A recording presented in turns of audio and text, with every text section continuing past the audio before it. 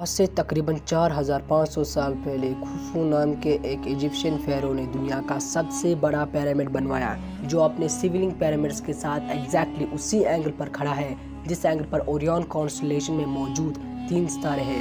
کیا لگتا ہے آپ کو یہ بس ایک اتفاق ہے؟ اگر ہے تو میں آپ کو بتا دوں، یہ اب تک کا شاید ہی اکلوتا ایسا اسٹرکچر ہے جس کے چاروں ایجز اپنے ارتھ کے ایسٹ ویسٹ نارتھ اور ساؤتھ سے ایکوریٹلی الائنڈ ہے۔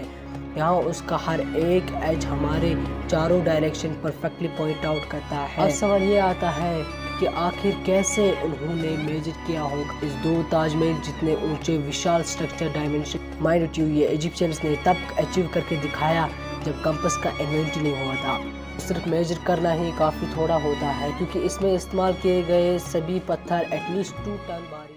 اور اس لیے دوستوں میں آج آپ کے لیے لایا ہوں how did Egyptian engineers build impossible pyramid 4005 years ago. چلیے شروع کرتے ہیں۔ لیولنگ دا بیس، کسی بھی بڑے اسٹرکچر کو بنانے سے پہلے اس کی نیو بنانا بہت ضروری ہوتا ہے۔ اب آپ نے وہ کہا تو ضرور سنی ہوگی، جتنی اسٹرانگ اور جتنی ڈیپ روٹ ہوگی اتنا ٹال اسٹرکچر ہوگا۔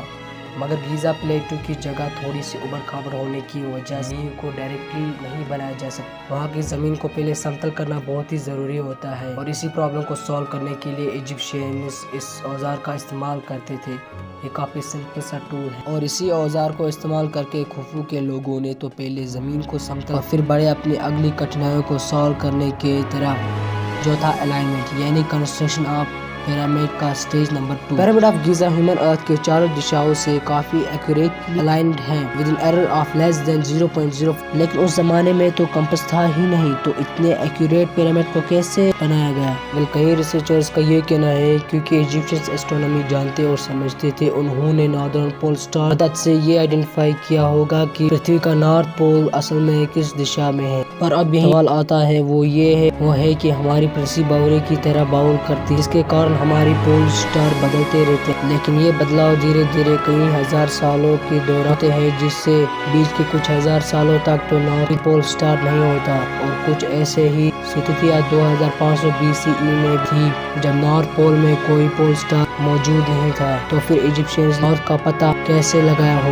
ہمیں یہ تو پتا ہے کہ ہمارے سارے سٹارز نارتھ پول سٹار کے اراؤنڈ ریوالو کرتے ہیں۔ اب کئی سائنٹسٹ کا یہ کہنا ہے کہ اگر پول سٹار نہیں بھی ہو تب بھی نارتھ پول کا پتہ لگایا جا سکتا ہے، اور وہ ایسے کہ ہم کچھ سٹارز کے ریولیوشن کو نوٹ کر سکتے ہیں، اور پھر ان سٹار کا امیجنیشن سینٹر کیا ہے وہ نکالیں گے، اور جو امیجنیشن سینٹر آئے گا وہی ہمارا نارتھ پول ہوگا۔ اب باری آتی ہے ایکچوئل کنسٹرکشن کے لیے لگنے والے سارے سامان کو جمع کرنے، جس میں سب سے پہلے کاپر اور ووڈ، کیونکہ کنسٹرکشن کے لیے لگنے والے تھے تقریباً 23 لاکھ پتھر، جنہیں الگ الگ کھدانوں سے کھود کر نکالنا تھا۔ پھر اس کھدائی کے لیے جو سب سے امپورٹنٹ چیز چاہیے وہ تو ایجپٹ میں تھی ہی نہیں، یعنی کہ آئرن، لوہا، جس سے نارمل کھدائی کے اوزار بنائے جاتے تھے، اور اس لیے ایجپٹ کو سوئچ کرنا پڑا وہ کاپر، لیکن کاپر کی کھان گیزا کی ایسٹ کی طرف موجود ریڈ سی کی دوسری طرف سنائی میں ہے، جس کے لیے کاریگر پہلے ہی ندی سے ہوتے وادی الجرب جاتے تھے تقریباً 200 کلومیٹر، اور پھر وہاں بوٹ سے ریڈ سی پار کر کے سنائی کی کاپر مائن تک پہنچتے تھے، پر وہاں سے جمع کیے ہوئے کاپر کو واپس سنائی سے سمندر پار وادی الجرب لے جانا ممکن نہیں تھا۔ ان کی لمیٹڈ نمبر آف بوٹ میں یا تو لوگ آ سکتے تھے